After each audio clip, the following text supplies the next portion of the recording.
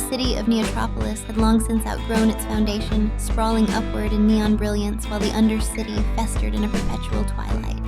Beneath the gleaming towers and synthetic daylight, the Undercity was a forgotten wasteland of crumbling concrete and derelict machines. Rin Marlowe, a salvager by trade, had heard the rumors, the kind that made even seasoned scavengers uneasy. A vault buried deep below, guarded by more than rust and ruin, but the reward was worth the risk. Rin descended through a dark, creaking lift shaft, guided only by the dim glow of their helmet. The air was thick with dust and oil. The walls hummed with a low mechanical vibration, and the temperature dropped as they ventured deeper. At the bottom, the hatch groaned open, and Rin stepped into the depths, boots clanging against cold concrete.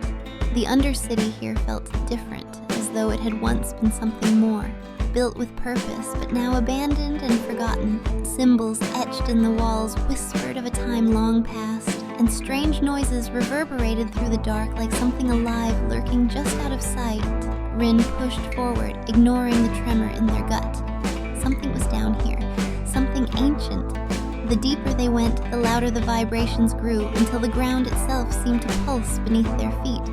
A low metallic screech echoed from below, like claws dragging across stone. Rin froze, the air stilled. Then a scraping sound, closer now, unmistakable. From the darkness, something emerged.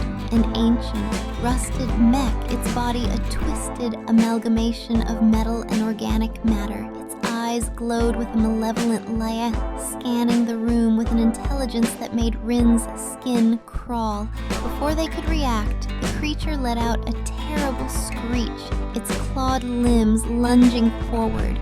Rin drew their weapon, but the mech's ferocity was overwhelming. Every step it took sent vibrations through the floor, and its massive, rusted claws crashed down, narrowly missing. Without thinking, Rin turned and sprinted. The mech followed, dragging itself through the tunnel, its limbs scraping the walls. Panic surged through Rin's body as they ran, heart pounding, adrenaline flooding their system. The Undercity was a labyrinth, no clear way out. Then ahead, an exit, a hatch, barely visible in the dim light. Rin didn't hesitate. They bolted for it, nearly slamming into the door and yanked it open. The mech's screech echoed behind them, growing fainter as they scrambled through the hatch. Rin found themselves in a narrow corridor, illuminated by flickering lights. Their hands shook as they reached for a security panel, fingers slick with sweat. The mech was close, and its terrible screech still reverberated in their ears, but the panel didn't respond. Then the air grew cold, the shadows shifting unnaturally. The mech's glowing eyes flickered as though it was losing connection.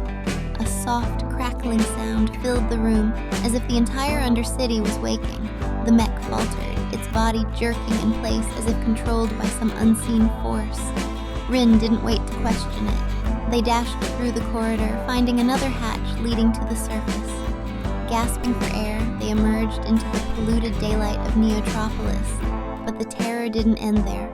Over the next few days, Rin found themselves haunted by a constant buzzing in the back of their mind. At night, the whispers grew louder, mechanical, like the sound of distant gears turning. Rin closed their eyes, and there it was, the glowing eyes of the ancient mech burning through the darkness, waiting.